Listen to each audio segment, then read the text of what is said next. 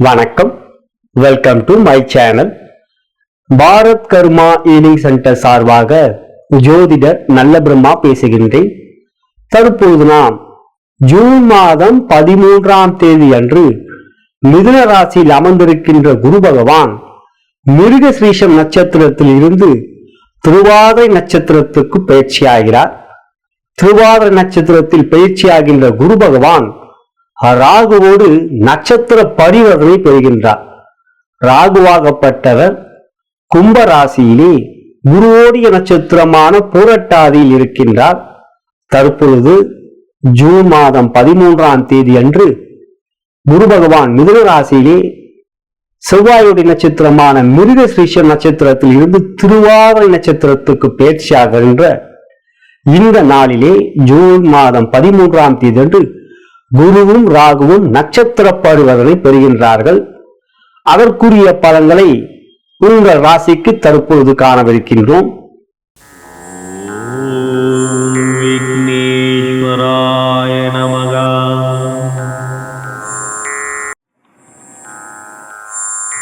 ஓம் காகபுதண்டரே போற்றி போற்றி.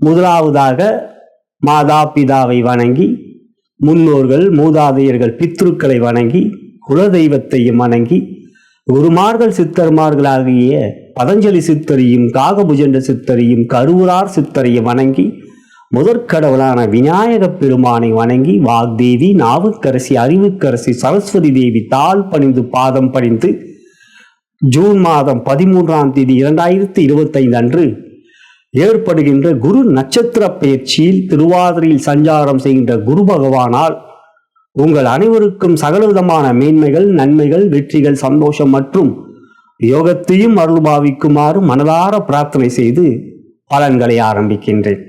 அன்புள்ள சிம்ம ராசி சகோதர சகோதரிகளே, உங்களுடைய ராசிக்கு யோகாதிபதி குரு பகவான், பூர்வ புண்ணியாதிபதி, அவரே அட்டமாதிபதி. பூர்வ புண்ணிய ஸ்தானம் தனுசு ராசி, மூல திரிகோண ராசி என்பதனால் அவர் உங்களுக்கு யோகாதிபதி. மேலும் ராசியாதிபதி சூரிய பகவானுக்கு நண்பர், நெருங்கிய நண்பர். அவ்வாறு பார்க்கின்ற பொழுது உங்கள் ராசிக்கு யோகாதிபதியான குரு லாபஸ்தானம் 11ஆம் இடம் மிதுன ராசியிலே அமர்ந்திருக்கின்றார். மிதுன ராசியிலே 3 நட்சத்திரங்கள் இருக்கின்றது: மிருகஸ்ரீஷம், திருவாதிரை, புனர்பூசம்.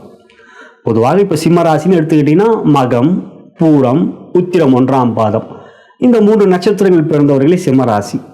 அவ்வாறு பார்க்கின்ற பொழுது 11ஆம் இடம் மிதுன ராசியிலே யோகாதிபதியான குரு பகவான் லாபஸ்தானத்தில் அமர்ந்திருக்கின்றார். மிருகஸ்ரீஷ நட்சத்திரத்தில் இருக்கின்றவர் ஜூன் மாதம் 13ஆம் தேதி 2025 அன்று மிருகஸ்ரீஷ நட்சத்திரத்திலிருந்து திருவாதிரைக்கு பயிற்சியாகிறார். இது நட்சத்திர பயிற்சி என்போம்.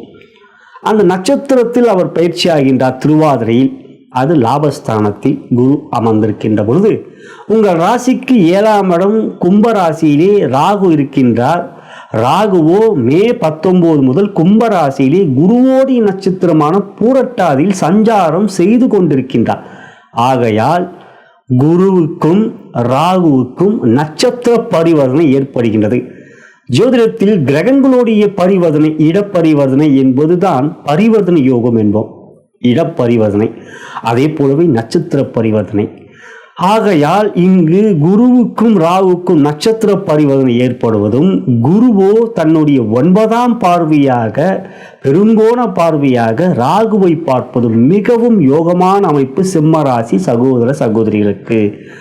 குரு ராகுவோடு நட்சத்திரம் இருப்பதால் அவர் கொடுப்பதை மிகவும் வேகமாக கொடுப்பார். குறிப்பாக 11ஆம் இடத்தில் குரு இருப்பதே யோகம். அந்த 11ஆம் இடம் மிதுன ராசியிலே மிருகஸ்ரீஷம் செவ்வாயோடைய நட்சத்திரம், திருவாதிரையோ ராகுவோடைய நட்சத்திரம், புனர்பூசமோ குருவோடைய சொந்த நட்சத்திரம். செவ்வாய் உங்களுக்கு யோகாதிபதி, குரு உங்களுக்கு அவர் யோகாதிபதி. குருவோ உங்களுக்கு இப்போ லாபத்தில் இருந்து செவ்வாயோடைய நட்சத்திரம் இருந்து இப்போ ராகுவோடைய நட்சத்திரம், ராகுவோ குருவோடைய நட்சத்திரத்தில் பூரட்டா இருக்கனால ஒரே கல்லில் 2 மாங்காய் சிம்மராசியில் இருக்கின்ற சகோதரர்கள் அடிக்க போறீர்கள். மிச்ச குறி தப்பாது. அர்ஜுனன் குறி மாதிரி சிம்மராசினாலே தைரியம், துணிச்சல், வேகமான முடிவுகள், மிகவும் தைரியமான முடிவுகள் இவையெல்லாம் எடுக்கக்கூடிய சகோதரர்களுக்கு இப்ப நீங்க எடுக்கின்ற அத்தனை முடிவு வெற்றிகரமான முடிவாக இருக்கும். நண்பர்களால் ஆதாயம், குரு பார்க்கிறார் ராகு 7ஆம் இடம், கணவன் மணி உறவிலே அன்பு, பாசம்.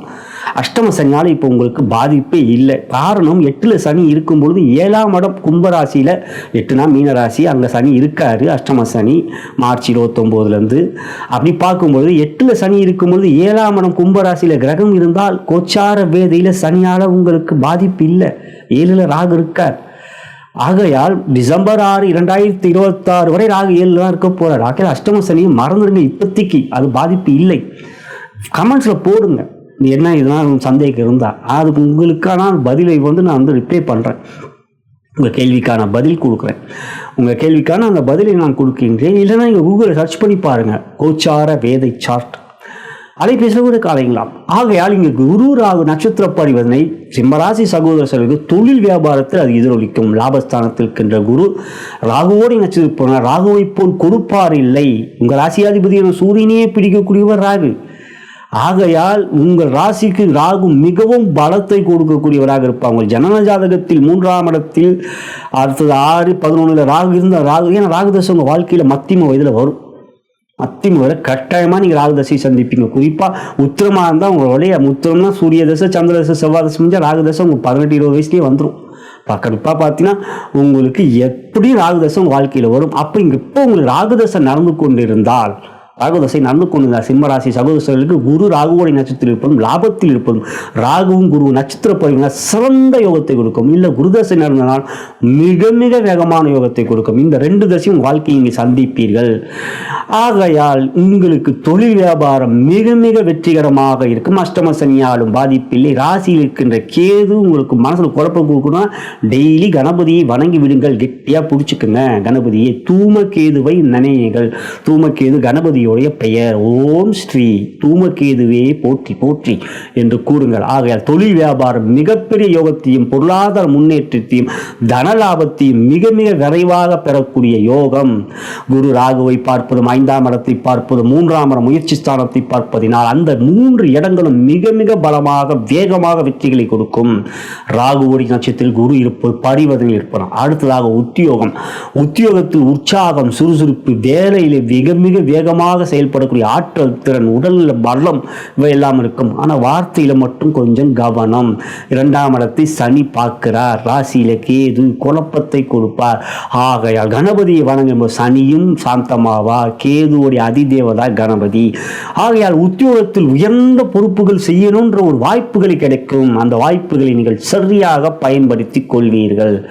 இந்த நேரம் உங்களுடைய உத்தியோகத்தில் நீங்கள் எந்த ஒரு விஷயத்தையும் சரியாக பயன்படுத்தி அவற்றில் வெற்றி பெறுவீர்கள். நண்பர்களால் ஆதாயம். நண்பர்கள் உங்களுக்கு வழி விடுவாங்க.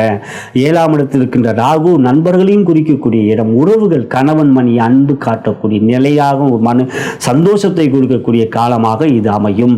ஆகையால் தொழில் வியாபார உத்தியோகத்தில் சிம்மராசிக்கு மிக உயர்ந்த பொறுப்புகளுக்குரிய வாய்ப்புகள், அதை பயன்படுத்தி நீங்கள் பெரிய அளவில் வெற்றிகளையும் பெறுவீர்கள். சமூகத்தில் உங்களுடைய மதிப்பு, அந்தஸ்து உயரும். கலைத்துறையில் உயர்ந்த பொறுப்புகளுக்குரிய வெற்றியை பெறுவீர்கள். மிகப்பெரிய வெற்றிகளை, திடீர் வெற்றியை பெறுவீர்கள். அடுத்ததாக அரசியல். சிம்மராசிக்கு நெருங்கிய தொடர்பு இருக்கிறது. ஜெயலலிதா புரட்சி தலைவியே மகத்தில் பிறந்த ஜெகத்தி என்றவர்கள்.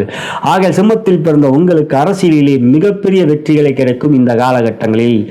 ஆகையால் மொத்தத்தில் சிம்மராசிக்கு இந்த குரு ராகு நட்சத்திர பரிவர்த்தனை ஒரு ராஜயோக பரிவர்த்தனையாக அமைந்து தொழில் வியாபார உத்தியோகத்தில் மிகப்பெரிய ஏற்றத்தை பெறுவீர்கள். அந்த ஏற்றம் உங்கள் வாழ்க்கையில் சந்தோஷத்தை கொடுக்கும். இது எவ்வளவு நாட்கள்? 60 நாட்கள். ஜூன் மாதம் 13ஆம் தேதி முதல் ஆகஸ்ட் மாதம் 12ஆம் தேதி வரைத்தான் குரு ராகுவோடைய நட்சத்திரத்தில் இருப்பார் திருவாதிரையில். அந்த வரை பரிவர்த்தனை இந்த 60 நாட்கள் உங்களுக்கு யோகத்தை தருவதனால் வெற்றி உங்கள் பக்கம், நலம் பெருக, வளம் பெருக. இதுவரை உங்கள் ராசிக்கான குரு ராகு நட்சத்திர பரிவர்த்தனைக்குரிய பலன்களை கண்டும் நான் வணங்கும் பித்திருக்களும் குருமார்கள் சித்தர்மார்களும் பார்வதி தேவி சிவபெருமானும் உங்களுக்கு சகல விதத்திலும் மேன்மைகளும் நன்மைகளும் வெற்றிகளும் கொடுப்பார்கள். நன்றி கூறி விடைபெறுகின்றேன். வணக்கம்.